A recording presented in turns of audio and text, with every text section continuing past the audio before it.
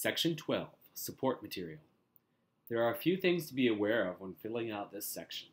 First of all, you will have to make sure you do not upload a file that is larger than 32 megabytes. This will most likely be an issue with high-resolution JPEGs and possibly video files. If you do have a JPEG that is larger than 32 megs that you are trying to upload, you may have to save it at a lower resolution before uploading, as long as it still meets the required resolution as outlined in the guidelines. If you check out the guidelines for support materials for visual arts and look at the JPEG requirements, that will help you out with the size of uploaded file to include. If it's a video, you may possibly have to break it into smaller chunks and have part 1, part 2, part 3, etc. The other option would be to zip it because the online application form will accept zip files. For any written materials, please submit files in PDF format.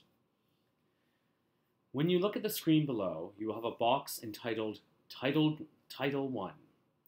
You can enter any title of the required support material in this box. So in Title 1, we are going to say that we are going to attach our annotated index. An annotated index is simply a listing of your samples of work that you are submitting as part of your support materials. You can find examples for how to do your annotated index in the Nstt's guidelines. The description box tells the jury what that document is going to be. Annotated index of Joe Smith's support materials. Next, there are some options about videos. Since we are uploading a PDF document, we can skip down to where it says Choose File. And we can upload our file from our computer. In this case, we are uploading an annotated index of a music student. As you can see, there are 3 different tracks listed. Each track lists the title, the composer, and where exactly in the track each song starts and stops on the file that the student will later upload. We're going to attach this now. Having the stop and start times listed allows the jury members to easily navigate from one track to the next. Once the file is chosen, an icon with the name of the file will show up to the right of the Choose File button, like so. Now, assuming you have other files that need to be uploaded, you can fill out this information in Title 2. The boxes for Title 2 and Description 2 immediately appear once we've chosen a file for the first title. For Title 2, we are going to upload some video from our imaginary applicant. In the boxes below, which read Video Track Time 2 and Video Track URL 2, this time we are going to fill in. Under the video track time, we are going to put the start and end times of the video. The start time will usually be 0, unless your section of the video comes in a little later, which is possible if this submission is part of a larger production you're in, but you only want to show a little bit of it. In essence, the start time should be when you would like the jury to start watching or listening to your file, and the end time is when you would like them to stop watching. In the video track URL box, you want to copy and paste the link to the video or audio file. The videos you upload must be on Vimeo or YouTube. For audio, you can also use SoundCloud. To learn how to upload a video or audio file to one of these programs, simply click on the links provided by us on the page of our website before you entered into our online application. For those of you who are concerned about privacy issues, there is a section on each system that allows you to keep your video private.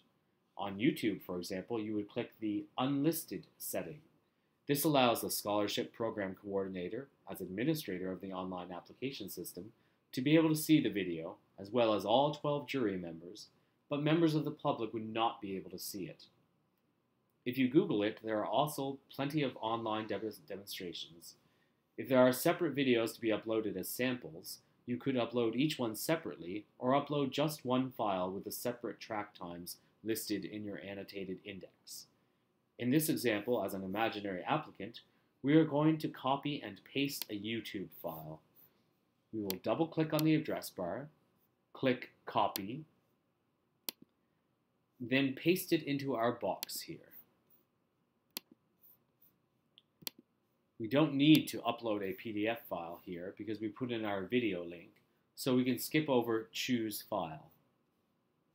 Just a note, once you've created a link for your video, please make sure you do not take down, remove, or change that video URL until December 2015.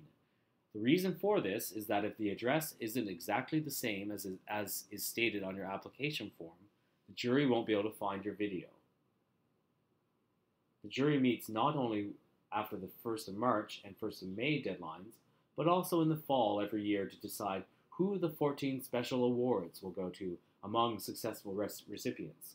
They will review files at this time, and if your file isn't there, they may not remember your work well enough from the spring deadlines to know whether or not you would be a good candidate for a special award. So please don't take down any video links until December 2015.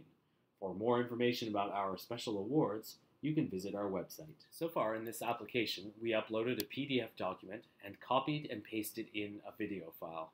Now we're going to upload an image as if we were a visual arts applicant. This would be our third piece of support material. So we will enter in our title and description. We will skip the video boxes and we will go directly to Choose File and choose our file. Once we've uploaded it, we can see the name of our uploaded file with .jpeg next to the Choose File box. As a reminder, with image files, you can combine a number of them into a zip file, then upload the zip file to the application form. Just a note to everyone, there is a limit of 10 uploads for every applicant. So if you are supposed to submit 10 to 20 images as a visual art requirement, submitting a few together in a group in a zip file is the best and easiest way to do it. Now that we've given a few examples of different types of files to attach or upload, we're going to assume our applicant is done and scroll to the bottom of the page and click Next.